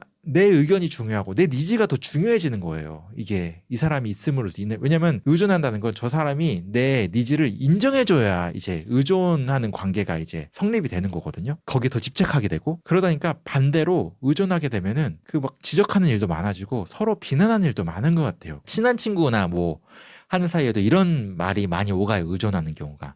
우린 친한 친구니까 비밀이 막 없어야 해. 고민이 있으면 무조건 나에게 말해야 해. 나한테 말 안 하면 실망할 거야. 이런 조건들이 막 덕지덕지 붙게 되는 거예요. 왜냐면은 그 조건을 아무리 따라주기 싫어도 그 관계를 유지하기 위해서는 이제 의존하는 관계들이 이제 되는 것 같아요. 그리고 또 다른 뭐 의존하는 모습은 이 사람이 원하는 거에 다 맞춰야 돼. 왜냐면 이 사람이 없으면은 난 내 인생을 못 살아라고 이제 생각을 해버리니까 그 의존이 반대로 그런 식으로도 작용할 수 있거든요. 그러면은 이제 상대방이 뭘 원하는지만 집중하게 돼서 그거에 대해 따라가는 거. 그러다 보니까 우리가 이제 의존하게 되면은 무언가 이제 문제가 생긴다. 그래서 이제 독립적인 관계가 필요하고, 그런 독립적인 관계를 만들기 위해서는 좀 나 홀로 좀 바로 설 수 있어야 된다고 생각을 해요. 그러니까 독립적인 관계라면은 오히려 좀 저는 좀 서로 속마음을 건강하게 이야기할 수 있게 되는 관계가 된다고 생각하거든요. 의존하면은 이 사람이 나를 떠날까 뭐 할 말도 좀 더 못하게 되는 그런 부분들도 있을 것 같아요. 그러니까 내가 싫어하는 것을 좀 분명히, 그러니까 이 사람이 사실 떠나도 상관이 없다라는 그런 좀 마음까지 가는 게 약간 독립적이지 않을까. 조금 약간은 차갑게 들릴 수도 있겠지만 말이죠. 그래서 독립적인 관계라는 건 어떻게 보면 저는 좀 적당한 거리를 이제 유지하면서 상대방의 이제 존재를 인정하고 각자 또 따로 같이 잘 지낼 수 있는 거를 저는 좀 독립적인 관계라고 이제 생각을 하고, 쇼펜하우어는 이러한 이제 관계 형태를 이제 모닥불에 이제 비유를 했거든요. 저희가 이제 불을 생각해 보면은 불에 너무 가까이 다가가면은 이제 화상을 입잖아요. 근데 반대로 우리가 너무 멀리 떨어지면 추워요. 근데 모닥불을 생각하면은 저희가 적당한 관계를 유지하면 따뜻하잖아요. 불이라는 거는. 그런 이상적인 관계가 저는 이제 모닥불과 같이 좀 어느 정도 거리를 두고 그러려면 독립적인 것들이 좀 필요하다라고 생각이 듭니다. 전 개인적으로는 개인적인 거예요. 저는 친구는 없어도 된다고 생각해요. 인간관계가 이제 잘 넓혀지지가 않는 거. 나 이 사람들과 연락하는데 연락이 금방 두절되고 이런 사람들은 좀 특징이 다를 것 같아요. 근데 저는 딱 한 가지 이유라고 생각해요. 혹시 이제 여러분들 타인은 지옥이다 라는 말 많이 들어보셨어요?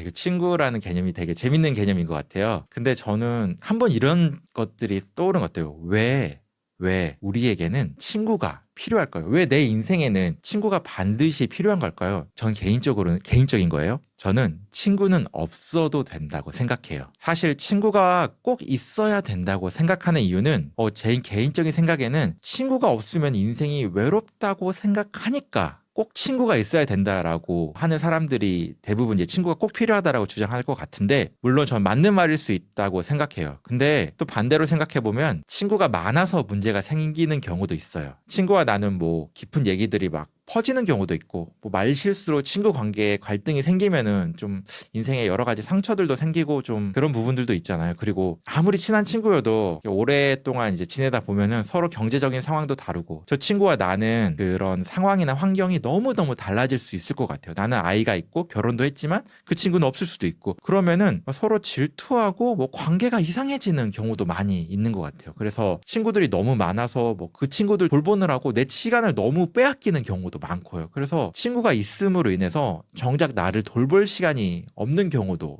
있는 것 같아요. 그래서 저는 무조건 친구가 꼭 있어야 한다고 생각하지는 않아요. 하지만 저는 친구는 없어도 되는데 인간은 사회적 동물이기 때문에 좋은 관계, 의미 있는 관계는 꼭 필요하다고 생각해요. 그러니까 무슨 의미냐면은 친구가 꼭 의미 있는 관계, 내 인생에서 꼭 좋은 관계로 무조건 남지는 않는다라는 게 이제 제 입장인 거거든요. 그러니까 무조건 친구를 이제 어떻게 보면 강조한다는 거는 그런 의미 있는 관계, 좋은 관계에 있어서 대안이 없다고 생각하고 있는 경우거든요. 근데 앞서 말씀드린 말씀드린 대로 친구가 있어도 생산적이지 못하는 관계고 오히려 나를 피곤하게 만들면은 그런 경우는 오히려 친구가 없다고 생각해요. 그래서 꼭 친구가 아니더라도 우리가 의미 있는 관계, 좋은 관계는 얼마든지 만들 수 있다고 생각하거든요. 꼭 그게 저는 깊은 관계가 아니라고 해도 상관없는 것 같아요. 그게 뭐 가깝지 않아도 서로에게 실제로 도움이 될 수 있고 조언도 하고 같이 있으면 생산적인 시간을 같이 보낼 수 있고 그럼 우리에게는 대안적인 다양한 관계들이 형성할 수 있다고 생각해요. 또 요즘에는 다양한 온라인 커뮤니티나 오프라인 커뮤니티 정말 많잖아요. 그래서 어떻게 보면 조금 단기적이지만 나에게 필요한 것들을 다른 사람들과 시간을 보내면서 채울 수도 있고 여러 가지 이제 관계들을 형성할 수 있는 거예요. 그래서 핵심은 우리에게는 친구는 꼭 필요하지 않다. 하지만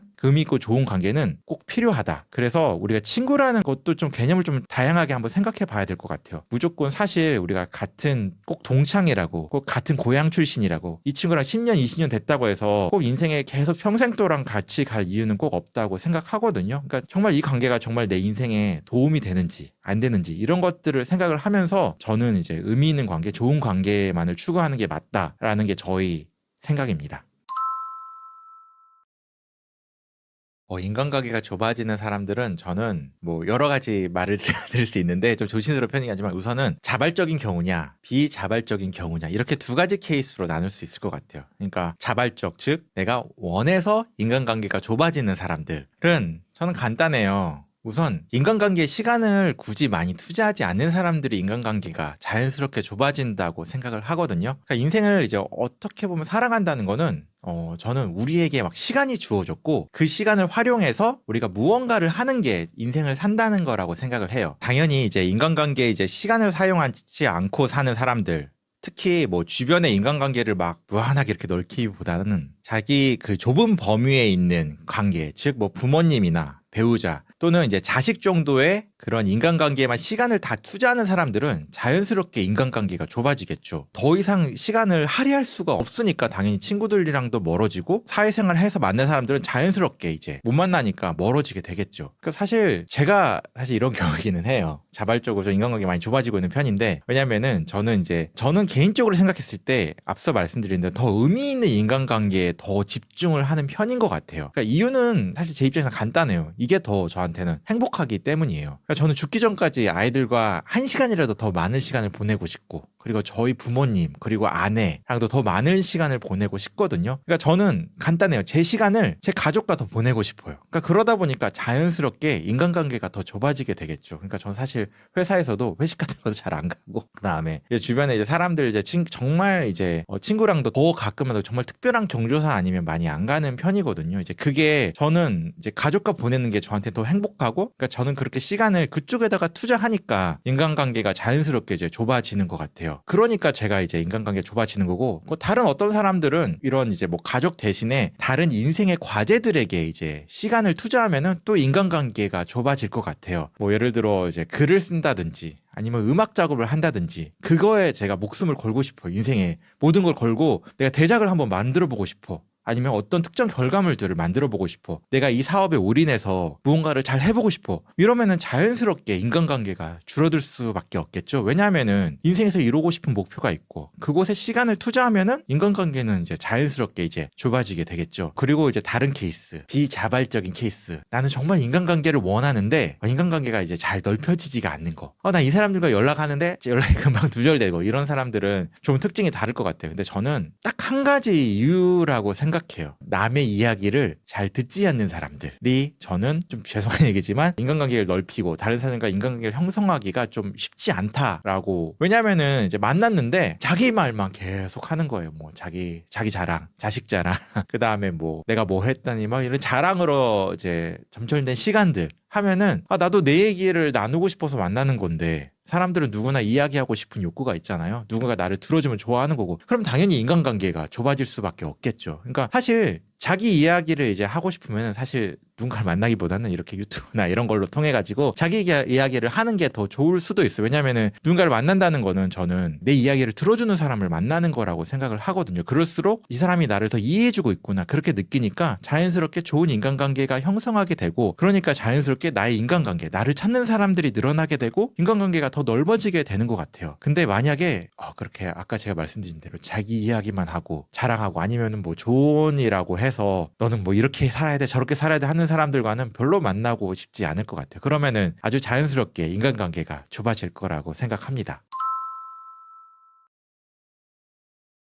근데 저는 그게 그 실존주의 철학자 샤르트르의 이제 타인은 지옥이다라는 이제 말에 대한 것들에 빗대어서 좀 설명을 드리고 싶어요. 혹시 이제 여러분들 타인은 지옥이다라는 말 많이 들어보셨어요? 아마 많이 들어보셨을 거예요. 뭐 드라마화 되고 그래가지고 이게 실존주의 철학자 샤르트르의 닫힌 방에 이제 등장하는 말인데 타인이 지옥이 되는 이제 순간들이 있어서 타인은 지옥이다라고 표현을 하는 거거든요. 그러니까 꼭 항상 타인은 지옥은 아니고 그런 지옥이 되는 순간들이 있어요. 언제냐면은 다른 사람들의 평가와 판단에 지나치게 의존하는 경우에 우리는 타인은 지옥이 돼요. 그러니까 이제 친구가 많으면 많을수록 거꾸로 뭐 지옥이라는 표현은 좀 거칠 수도 있지만 불행해질 수밖에 없는 거거든요. 그러니까 우리가 지옥이라는 단어를 한번 생각해 보면은 지옥의 조건은 인간의 자유가 굉장히 제한되는 이제 환경을 말해요. 그러니까 내가 자유가 제한된다라는 거는 내가 삶을 좀 주도적으로 이끌어가지 못하고 내가 뭔가를 선택해야 되는데 남의 눈치를 계속 보게 되는 거예요. 그러니까 타인의 평가에 확 들어간 순간 나 그냥 좌절해 버리는 거예요. 그거에 따라서 뭔가 뭐 방어할 생각도 안 하고 이건 타인의 평가야라고 생각도 안 하고 그냥 덜컥 그냥 저 사람이 나를 나쁘게 생각하니까 나 진짜 나쁜 사람이야. 이게 타인의 평가에 딱 의존하게 되는 그런 문구거든요. 저 사람이 나를 별로라고 생각하니까 나는 별로인 사람이라고 딱 평가하는 거. 그게 딱 의존하는 거거든요. 이러면은 내 삶의 주체가 타인의 평가에 빼앗겨 버려요. 그러니까 내가 운전대를 이렇게 내가 붙잡고 인생을 이렇게 가야 되는데 다른 사람들에게 내 운전대를 이제 내주어 버리는 거예요. 그러면은 내 인생이 이제 완전 그 사람의 이제 명령에 따라서 이제 움직이게 되겠죠. 내 인생이 남의 선택에 의해서 좌지우지 되는 거. 이게 이제 어떻게 보면 지옥 같은 거, 노예 같은 거 이런 단어들이랑도 좀 거칠지만 연결이 되는데 그때 우리가 타인은 지옥이 되는 거예요. 이게 왜 또 이제 좀 문제가 생기냐면은 나를 평가하는 사람들은 정말 다양해요. 우린 정말 수십 명, 수백 명, 많게는 수천 명의 사람들의 인생을 통해서 만나잖아요. 이 사람들은 다 각각의 평가 기준들이 있어요. 그 사람이 나를 평가하는 걸 나는 중요하게 여기는 사람인데. 왜냐면 인간은 다 뭐 개별적이고 독립된 존재인 거잖아요. 그래서 사람들은 다 각자의 관점, 그 각자 살아온 인생의 배경을 가지고 타인을 평가해요. 그 평가에 내가 들어가는 거예요. 그러면은 내가 수십 명을 만나면은 수십 개의 평가 기준을 내가 다 뭔가 만족을 시켜야 되는 거예요. 그러면 정말 삶이 정말 피곤해지고 이제 불행해지죠. 그러니까 예를 들어 내가 뭐 한 10명 정도 되는 등산 커뮤니티에 들어갔어요. 거기에 있다고 생각을 해볼게요. 거기서 내가 아침마다 거길 가야 되는데 무슨 옷을 입어야 되지라고 이제 그 생각이 들 때 내가 타인의 평가에 너무 의존하면은 등산 커뮤니티는 10명의 사람들이 내가 입는 옷을 가지고 하는 평가의 기준을 떠올리게 되거든요. 근데 봐봐요. 한번 내가 너무 비싼 옷을 입으면은 분명히 질투하는 사람들이 있을 거예요. 내가 뭐 좀 극단적인 표현이지만 뭐 에르메스 그런 옷을 비싼 옷을 입고 가요. 그러면은 옷 너무 좋다 하면서 이제 그런 식의 표현을 하겠죠. 옷 정말 비싼 옷 입어. 너무 옷 이쁘다 이러면서 마음 한켠에는 제가 저런 옷을 입어? 하면서 약간의 이제 질투 어린 시선들을 받을 거예요. 그러면 그것 때문에 눈치 보여서 너무 비싼 옷 입으면 안 되는 거 아니야? 라고 생각할 거예요. 근데 반대로 너무 이제 저렴한 옷을 입어요. 뭐 정말 막 엄청 이제 중고나라에 있는 뭐 그런 옷을 그냥 입었다고 해요. 그냥 그게 그냥 자기는 그냥 마음에 드니까 입었는데 그러면 또 은근히 이제 무시하는 사람들이 있을 수도 있어요. 그러면은 또 거기다가 또 내가 장단을 맞춰야 되니까 너무 또 저렴한 옷을 입으면 안 되잖아요. 그러니까 또 나는 그 옷을 못 입게 돼요. 이게 다 이제 남의 시선을 중요하게 생각해서 벌어지는 일이거든요. 나는 명품 입는 걸 좋아하는데 다른 사람들 시선 때문에 못 입게 되고 나는 저렴한 거 난 굳이 옷에다가 돈 투자하고 싶지 않은데 저 사람들 때문에 그보다 더 비싼 옷을 입어야 되고 이런 상황들이 계속 생긴단 말이에요. 그러면은 어떤 상황이 발생하냐면은 내 선택의 폭이 좁아져요. 그러니까 내가 비싼 옷도 못 입고 좁은 것도 못 입고 그리고 중간에 무언가를 찾는데 그걸 또 비난하는 사람도 있을 거란 말이에요. 그러면 또 다른 브랜드도 찾아야 되잖아요. 이렇게 내가 입는 옷이 되게 제한되는 거예요. 이게 꼭 좀 극단적인 예시도 있는데 이런 식으로 내 인생에 여러 가지 선택의 폭이 되는 거예요. 근데 그러다 보면 결국 고를 수 있는 건 하나거든요. 무난한 브랜드, 무난한 인생, 무난한 선택, 남에게 욕먹지 않는 선택들로 내가 가득 차게 돼요. 그러니까 친구들이 많으면 많을수록 평가자가 늘어난다는 의미인 거잖아요. 그 사람들이 나에 대해서 여러 가지 평가를 던질 거잖아요. 나는 거기다가 의존하게 되고 반응하게 되고 그럴수록 더 무난한 인생, 무난한 선택만 하게 되니까 정말 자기 자신의 삶을 살기가 어려워지니까 삶이 더 힘들어지게 되고 불행해질 수밖에 없게 되는 것 같아요. 저는 결국 인생에서 홀로서기를 꼭 해야 한다고 생각해요. 그러니까 제가 말한 키워드 두 가지인데 의존하지 않고 독립적인 나로 만들어 나가는 거. 이게 곧 이제 홀로서기의 의미라고 생각을 하거든요.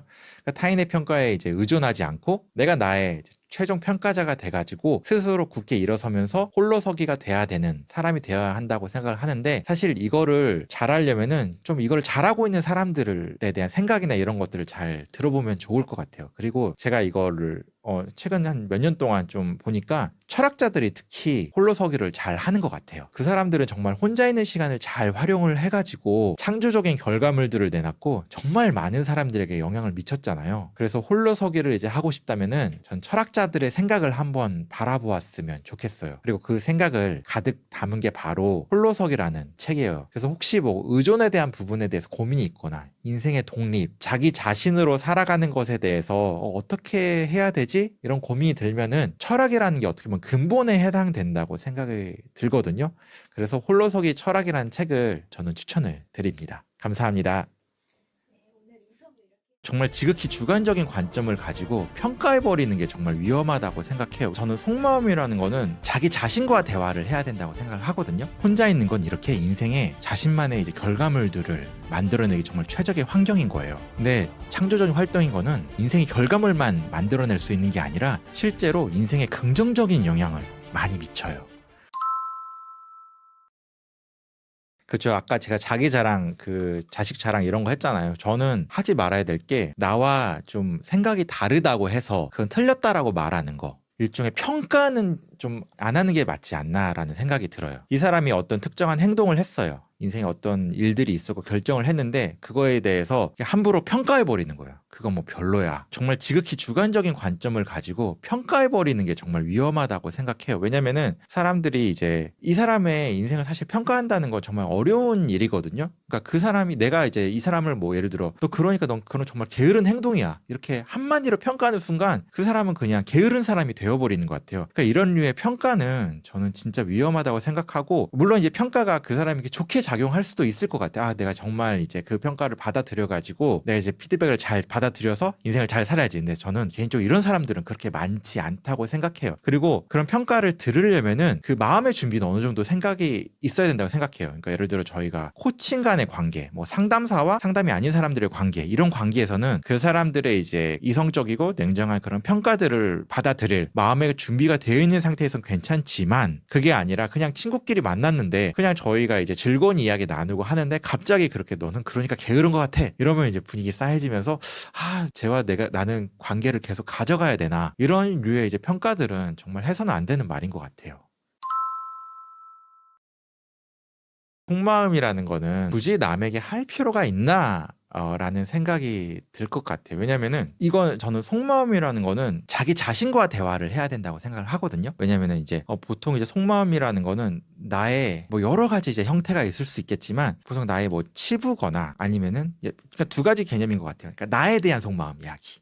그러니까 나에 대한 속마음인 것들은 뭐 나의 어떤 부정적인 부분들일 확률이 높죠. 중요한 것 같아요. 속마음이 특히 부정적인 거, 부정적인 감정이나 부정적인 평가, 어떤 부정적인 내용들을 굳이 친구들과 얘기를 하면은 그 분위기 자체가 굉장히 부정적인 것들로 남아지잖아요. 그리고 그런 부정적인 것들은 내가 이런 부정적인 이야기를 했다는 게 남의 이야기에 이제 들어가면 안 되는 거잖아요. 근데 아무리 친한 친구라도 친구가 이제 사람이기 때문에 누군가 다른 사람에게 이제 이야기할 수도 있고 이야기가 이제 넓게 퍼져가지고 오히려 내가 곤란한 상황들이 이제 발생할 수 있을 것 같아요. 그러니까 직장에서 이런 경험들이 되게 많아요. 정말 믿는 동료라고 해서 내가 이제 상사 욕하는 걸 얘기를 했는데 다음날 이제 출근해 보니까 그걸 다 알고 있는 거예요. 그래서 그 상사가 저를 불러서 너 왜 나한테 그런 얘기를 하냐 이런 경우들이 있을 수 있잖아요. 그게 꼭 그 사람이 정말 나쁜 사람이어서 악의를 갖고 하는 게 아니라 그 사람도 자기가 믿는 어떤 사람에게 얘기하고 그 사람도 그 사람이 믿는 어떤 사람에게 얘기하다 보니까 이게 자연스럽게 이게 펴진 경우거든요. 근데 그건 저희가 이제 통제할 수 없고 막을 수 없잖아요. 그런 부정적인 이제 내면에 올라오는 뭐 어떤 감정이나 의견들은 꼭 말할 필요가 없을 것 같아요. 그리고 또 다른 케이스. 그러니까 저 사람에 대한 이제 속마음, 평가 이런 것들도 이왕이면 하면 안 되죠. 아까 제가 이 사람에 대한 이제 그러니까 스물스물 이 사람이랑 말하다 보면은 이런 속마음이 올라오잖아요. 저 사람에 대한 평가, 주관적인 의견 이런 것들이 많이 올라오잖아요. 저러면 안 되는데 저런 거 정말 잘못된 행동인데 그럴 때 내가 그거를 속마음을 탁 건드리는 순간 그 관계는 좀 위험해지지 않을까라는 생각을 합니다. 저는 특히 나이가 들수록 인생을 계속 이제 살아갈수록 친구보다 우선순위가 높은 것들이 더 많이 생기니까 친구가 자연스럽게 이제 사라지지 않을까라고 생각을 해요. 왜냐면 뭐 다들 알잖아요. 육아하느라 바쁘고 이제 먹고 사는 문제를 해결하느라 바쁘고 이제 뭐 아내와 시간을 보내느라 바쁘고 이러면은 자연스럽게 친구는 우선순위가 밀릴 수밖에 없잖아요. 저도 지금 열심히 쌍둥이 육아를 하고 있는데 시간이 없어요. 친구랑 만난다는 거는 상상도 할 수가 없어요, 저한테. 그리고 저는 이제 아이들을 돌보는데 시간을 쏟고 나머지 시간은 이제 글을 쓰는데 이제 시간을 다 쏟고 있거든요. 그러다 보니까 자연스럽게 친구를 만날 시간이 그냥 없어지는 거예요. 그리고 저는 정말 이제 친구들한테 정말 죄송한 얘기지만 저의 우선순위는 이제 자식과 이제 글쓰기이거든요. 왜냐하면 글쓰기를 통해서 정말 많은 것들을 하고 싶고 그러니까 인생의 과제를 잘 하고 싶고 그 다음에 자식과의 관계를 잘 쌓아가고 싶고 그러니까 자식이 저한테 아빠 거릴 때마다 정말 너무 행복한 것 같아요. 그래서 저는 그 시간을 1분이라도 더 늘리고 싶거든요. 그러다 보니까 저의 친구보다 우선순위가 높으니까 자연스럽게 이제 우선순위가 밀릴 수밖에 없어요. 그리고 보통 사람들도 마찬가지인 것 같아요. 그러니까 나이가 들면은 내가 더 많은 나만의 인생의 과제들이 이제 생기는 것 같아요. 친구보다 우선순위가 높은. 왜냐면은 나이가 든다는 건 우리가 죽음에 더 가까워진다고 생각하거든요. 그러면은 내가 정말로 중요한 게 무엇인가를 좀 고민을 하게 되는 것 같아요. 그게 누군가에겐 전 친구라고도 생각이 들 수도 있을 것 같아요. 그런 사람들은 뭐 친구를 더 많이 사귀고 친구와 더 깊은 관계를 만들 수 있게 되는 거죠. 근데 대부분의 사람들은 더 자기 자신에 대한 과제, 저와 같은 이제 글쓰기나 여러 가지 것들에 인생의 과제가 생기거나 아니면 자기의 가족에 대한 소중함 이런 것들이 더 소중하게 될 것 같아요. 왜냐하면 죽기 전이나 이런 것들을 떠오르게 되면은 죽기 전에 내가 정말 무엇이 중요한 것인가를 이제 깨닫게 되잖아요. 그런 걸 비추어 봤을 때 친구는 아무래도 조금은 우선순위가 많이 사람들에게 밀리는 경향이 있겠죠. 네. 그렇죠. 저는 두 가지가 정말 좋다고 생각해요. 첫째는 창조적인 활동을 하기에 정말 좋아요. 그러니까 혼자 있는다는 건 어떤 창조적인 활동, 인생의 생산적인 결과물을 만들어내기 정말 좋은 환경인 거예요. 저도 이제 홀로서기 철학이라는 그 책을 쓰면서 느꼈는데 실제로 역사 속에 많은 과학자들이나 철학자들은 혼자 있음으로 인해서 위대한 결과물들을 정말 많이 만들어냈어요. 실제로 니체나 쇼펜하우어의 이제 여러 가지 사상이나 책의 내용들을 보면은 혼자, 고독 이런 단어들이 종종 등장하거든요. 왜냐면 그 사람들도 아는 거예요. 내가 그 사람들 혼자 있을 때 정말 위대한 결과물들, 생각들을 번뜩인 아이디어들을 많이 내놓곤 했어요. 그리고 이제 프랑스 철학자 몽테뉴라는 사람이 있거든요. 우리 지금 에세이라는 거를 처음으로 이제 만든 사람인데 그 사람의 같은 경우도 그 사람 아예 38세부터 그냥 혼자 있었어요. 그냥 혼자 자기만의 성 하나 짓고 들어가가지고 그 고독의 시간 동안 그 에세이란 거, 수상록이란 걸 처음 만들어가지고 정말 그 후대에까지 엄청난 영향을 미친 생각들을 잔뜩 내놨거든요. 그때가 17세기였어요. 그때 지금도 읽으면 감탄할 만한 내용들이 정말 많이 혼자 있음으로 인해서 나왔거든요. 그래서 혼자 있는 건 이렇게 인생의 자신만의 이제 결과물들을 만들어내기 정말 최적의 환경인 거예요. 근데 창조적인 활동인 거는 이렇게 인생의 결과물만 이제 만들어낼 수 있는 게 아니라 실제로 인생에 긍정적인 영향을 많이 미쳐요. 그러니까 심리학자 빅터 프랭클은 삶의 의미를 이제 가득 느끼려면은 창조적인 활동을 많이 해야 한다고 이제 말했거든요. 저도 이거 정말 많이 공감해요. 왜냐면은 저도 아까 말씀드린 대로 혼자 있는 시간을 굉장히 좋아하거든요. 왜냐면 저는 작가고 글을 쓰려면은 혼자 있어야 되거든요. 그래서 저는 이제 사람들과 만날 시간에 글을 한 자라도 더 쓰고 이제 책을 한 권이라도 더 내고 싶어 하는데 저 같은 경우에 이제 글쓰기라는 건 이제 어떻게 보면 대표적인 혼자 할 수 있는 창조적인 활동인 거잖아요. 그러니까 혼자만의 공간에서 글도 쓰고 뭐 퇴고하고 그렇게 지냈는데 일주일에 한 최소한 3개에서 5개 정도씩 글을 쓰는데 그렇게 글을 딱 완성하고 잠이 들잖아요. 잠자리 들기 전에 막 엄청난 성취감을 느끼면서 잠이 들어요. 오늘 정말 하루 정말 최고의 하루를 보냈어.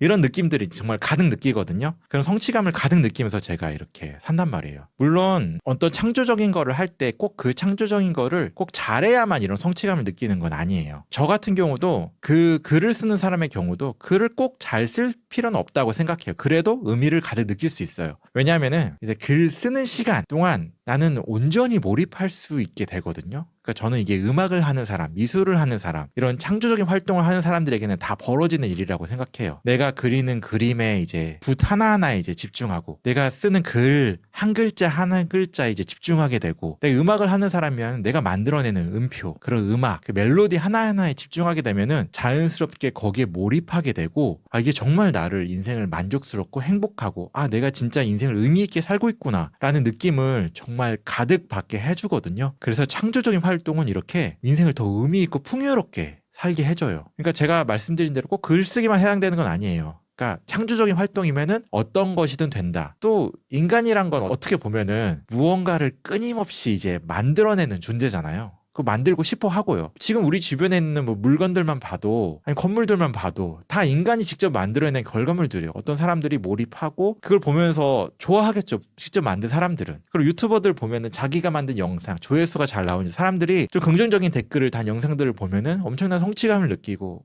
이제 긍정적인 마음들을 가져가겠죠. 그리고 그런 창조적인 결과물들을 많이 내다 보면은 되게 성장하게 되는 것 같아요. 내가 무언가를 이제 몰입해서 만들고 그러다 보면 무언가를 하나라도 더 배우게 되잖아요. 그리고 무언가를 만든다는 거는 어떤 분야에 대해서 집중적으로 파거나 하지 않으면은 무언가를 만들 수도 없어요. 그러니까 잘 알지 못하면은 무언가를 이제 얻지 못하기 때문에 지식은 자연스럽게 늘고 경험도 늘고, 그렇게 되면은 엄청난 성장으로 이제 이어질 수 있을 것 같아요. 그리고 꼭 특별한 사람들이 어떤 창의적인 일을 하는 게 아니라 거꾸로인 거예요. 그러니까 창의적인 일을 하니까 그 사람이 특별해 보인다고 생각하거든요. 그러니까 저는 우리가 아는 정말 훌륭한 사람들은 어떻게 보면 저와 별반 다를 바 없는 사람이라고 생각을 해요. 그러니까 우리가 이제 DNA로 봤을 때 거의 99%가 타인과 거의 일치한다고 해요. 그러니까 DNA적으로 봤을 때, 생물학적으로 봤을 때 저 사람과 나는 그렇게 차이가 나지 않아요. 근데 그렇게 차이를 만드는 거는 결국 어떤 일을 이제 반복적으로 했느냐에 따라 달라지는데, 내가 어떤 거에 몰입해서 창의적으로 했기 때문에 그 사람은 특별한 게 되는 거예요. 처음부터 특별한 게 아니라.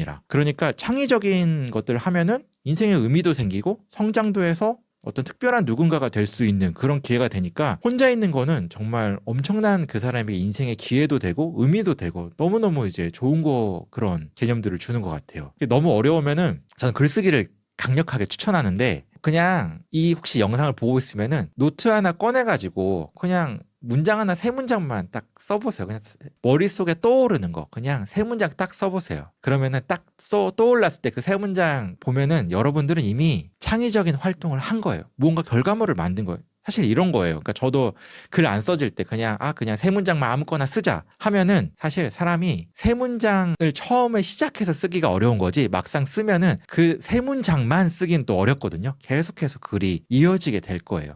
그렇게 시작을 하면 되는 거거든요. 그렇게 되면은 자연스럽게 나의 창의적인 이제 활동들을 이제 시작하게 되고 쉽게 이렇게 하다 보면은 되는 것 같아요. 물론 막 이런 사람들도 있어요. 내가 창의적인 활동해서 실패하면 어떡하지? 결과물이 별로면 어떡하지? 물론 그런 마음은 다 들어요. 이제 그런 것들은 어떻게 보면 이제 불안해지고 이제 고통스러운 그런 과정들은 꼭 찾아오는데, 그럼에도 불구하고 일단 하잖아요. 그러면은 성장해요. 성장하기 때문에 그 다음엔 더 글을 더 잘 쓸 수 있게 되고, 실패하고 무언가가 있더라도 우리는 더 무언가를 더 만들 수 있게 되는 것 같아요. 그래서 근데 그렇게 하다 보면은 자연스럽게 내가 무언가를 최소한 쓸 수 있다는 믿음도 더 생기고 더 잘하게 되거든요. 그러니까 인생이 더 이제 만족스럽고 의미 있는 시간들로 이렇게 가득 찰게 될 것 같아요. 그러면은 이제 자기가 그런 창의적인 활동을 하는 시간을 그냥 늘리는 게 중요하다라고 이렇게 받아들이시면 될 것 같아요. 그러니까 창의적인 활동을 해서 특별한 결과물을 만든다기보다는 내가 그냥 창의적인 활동을 하는 시간들을 좀 늘어나게 된다. 그러려면은 혼자 있는 시간이 늘어나게 된다. 그렇게 되면은 저는